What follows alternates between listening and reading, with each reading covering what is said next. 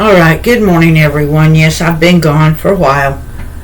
I came on here to answer. Someone wants to know, what do I think about this Daystar situation? And this is my studio, so alright, I'm going to address it. For what it's worth, this is my take on the whole situation. Everybody's talking about Susie and Jonathan, poor little things, taking up donations for them. I think it's ridiculous. Joni Lamb and the whole Daystar, they're a bunch of crooks. And Susie and Jonathan, though I feel for their daughter, had absolutely no moral problem knowing that seniors on Social Security were sending in their last few dollars to this mega church network, believing that they were going to get their miracle like the false teachers on their preach. Giving up the money for their medication or their doctor's appointment because they're so desperate and lonely.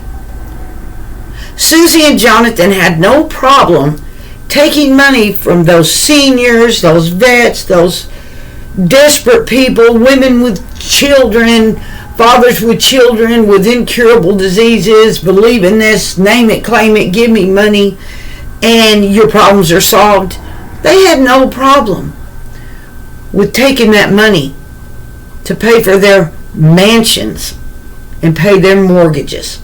It's ridiculous. It's all ridiculous. If you can show me in the Bible, in the New Testament, where Yeshua Jesus hoarded up all this money.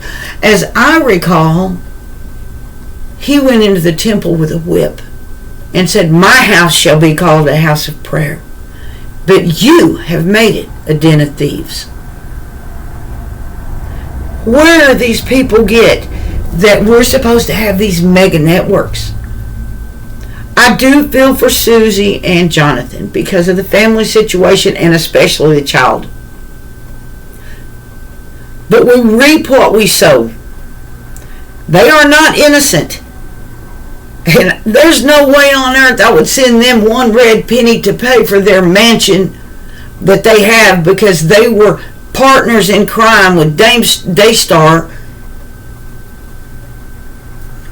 going against everything the Bible teaches and taking donations. One minute they're a church, the next minute they're a business. I don't feel sorry for them. It's harder for for a rich man to get into heaven than it is for a camel to go through the eye of a needle. Whatever happened to forsake what you all, pick up your cross and follow me? They're all rich.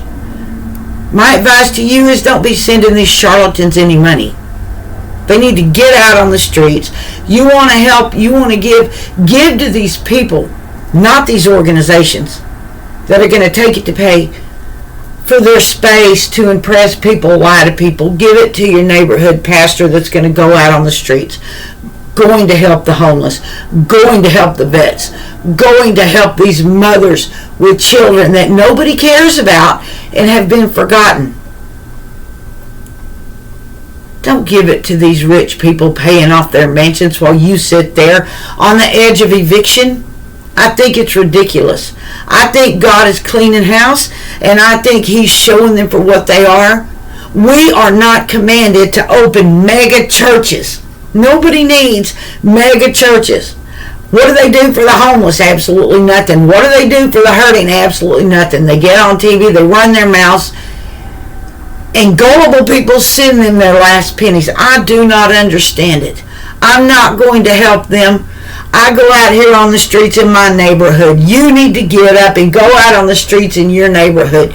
Nobody expects you to have everything in the world or a lot of money. Get out there and help those that God puts in your path. Then you're living like Jesus, the highways and the byways, not the mega churches. That's my 2 cents, guys. I love you. God bless and have a good day.